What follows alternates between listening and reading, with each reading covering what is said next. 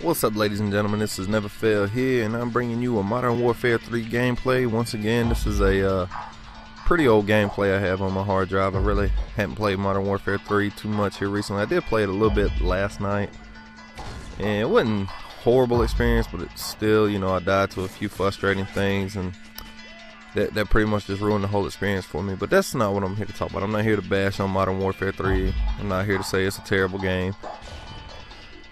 Just want to discuss a few other things that I thought about. You know, I did a video talking about on ways to balance Ghost, and ooh, nice two-piece.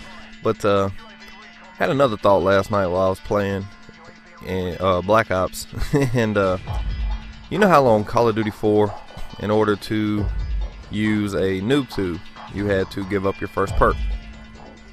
I was thinking another way for, you know, it really to balance Ghost would be if you use Ghost, then only your teammates show up on your minimap. I mean, the price you pay for being stealth is that nobody on the other team shows up on your minimap.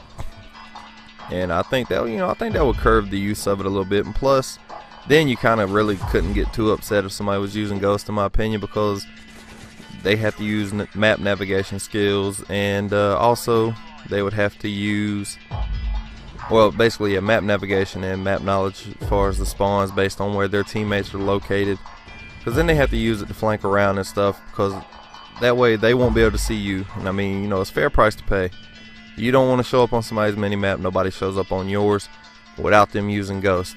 Now, if you have, except for Ghost users, I think that would be kind of cool. I don't know how well balanced that would be, but if if you're using Ghost and somebody else uses Ghost, then the trade-off would be if you call in or if a spy plane's called in, then whoever's using Ghost will show up on your minimap, but nobody else would.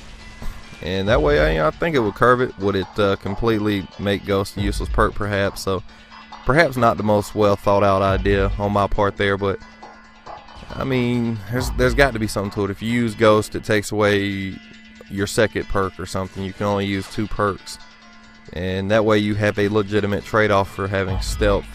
Also, I'd like to see where if you're using Ghost, you can't use a silencer attachment.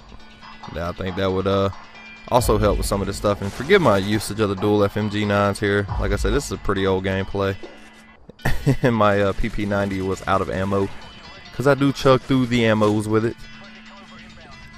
Ooh, get crouch shotted. I wouldn't drop shotted, but yeah, make it where you can only equip 2 perks, you know, if you're using Ghost. That way there's a legitimate trade-off, and then you don't have to bring stopping power back, because stopping power, as most people would know, you kind of feel that you have to use stopping power, and I don't want to feel like I have to use a perk, period. I don't believe that's very balanced at all. If you feel that it's necessary for you to use you to use a certain perk in order for you to be on an equal playing field, then there's no balance. There's no reason to use any other perk. So just make it where you can only use 2 perks when you use Ghost. And I don't want to really touch on that too much more, because I don't want this to be a whole nother video talking about nothing but Ghost. Another thing I would like to see is I'd like to see grenade damage to come back to being halfway, you know, fucking useful. I mean, grenades on Modern Warfare 3, I understand toning down explosives and stuff, but to an extent they did it too much. I mean, if you want to tone down explosives, by all means, it's, you know, tone down the noob tube to where it, you know, isn't nearly as effective or what have you, or tone it down to where it doesn't have a whole lot of splash damage. But at the same time, grenades, I mean, come on, grenades are needed.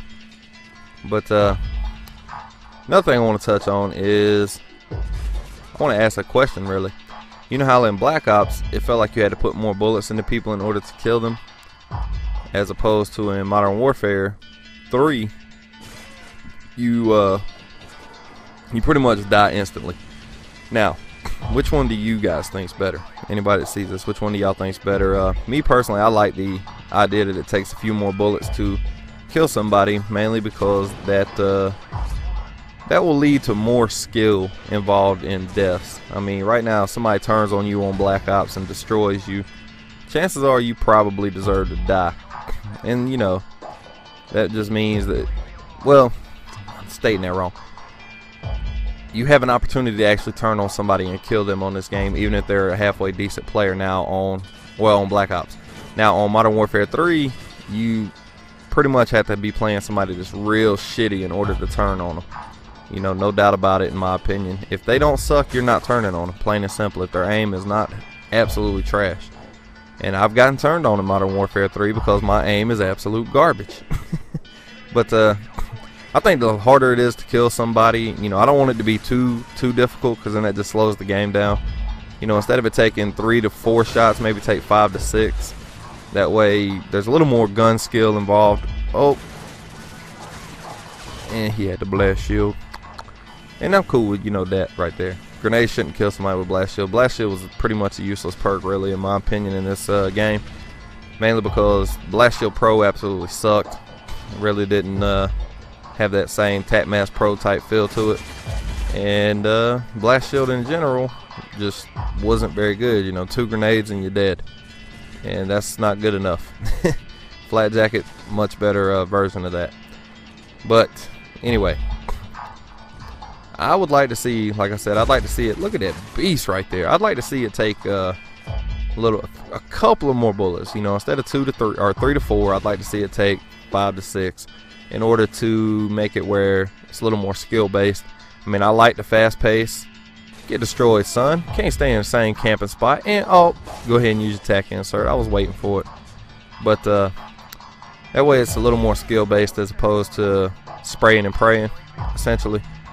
You know, and I also would like to see you know, a way to counter getting one-shot KO by a sniper rifle. Mainly because I hate snipers. I'm not gonna lie, that's just my personal preference. You know, I like the ballistic vest in Modern Warfare 3 here, because if you do happen to encounter snipers and you're wearing one, they actually got to have more than just luck to kill you. They actually got to be able to hit you twice. And I've always been a firm believer that sniper rifle quick scoping was absolute luck for the most part, and it's annoying mainly because any death that doesn't require much skill, like no scoping somebody with a sniper rifle, requires no skill. I mean, hell, spraying down somebody with dual FMG9s really require no skill in this game. But I want to see a more skill based thing to make it where somebody really good stands out above the rest. And I mean, you know, you'll have that in here, like somebody like a XCal, a Markup J. 9 times out of 10 they're going to stand out above the rest, but they shouldn't have a bad game.